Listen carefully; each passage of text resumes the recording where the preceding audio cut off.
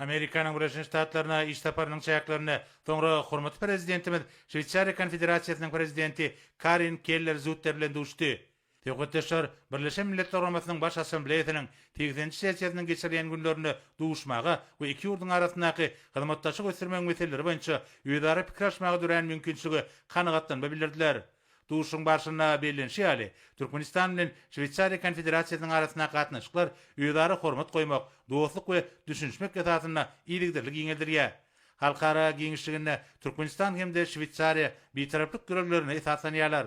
Bir aýratynlyk halkara derejesinde hyzmatdaşlyk ýeňeltmek, paragatçylyk we durnuklygy berkitmek üçin berk binýat bolup hyzmat edýär. Şeýle hem teşekkürler Sewda we maýa goýum ulgamlaryna hyzmatdaşlyk ösürmek meseleleri barada pikir açdylar. Maliýe, derman senagaty, ýaşyl energetika hyzmatdaşlygyň geljegi ugurlarynyň hataryna bellenildi. Medeni insan-perwer hyzmatdaşlyk döwletara gatnaşyklarynyň aýrylmaz bölegi bolup, dostlukly halklary ýakynlaşdyrmakda möhüm orny elýär.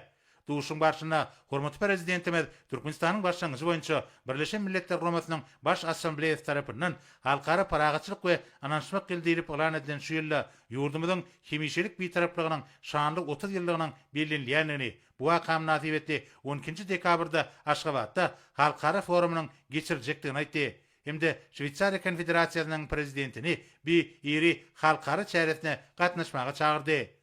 Dostlukly ýurdun prezidenti çakylyk üçin hoşallyk bildirip, Türkmenistanyň bitaraplyk syýasatynyň halkara dialogyny giňeltmek, insan-perwer hyzmatdaşlygyny ösürmek boýunça ýöňe sürýän anyk başlangyçlarynyň möhüm ähmiýetini bellädi. Duşun ahyrynda hormatly prezidentimiz we Şweyçariya Konfederasyasynyn prezidenti birek beregemde iki ýurdun dostlukly halklaryna iň gowy arzuwlaryny beýan etdiler.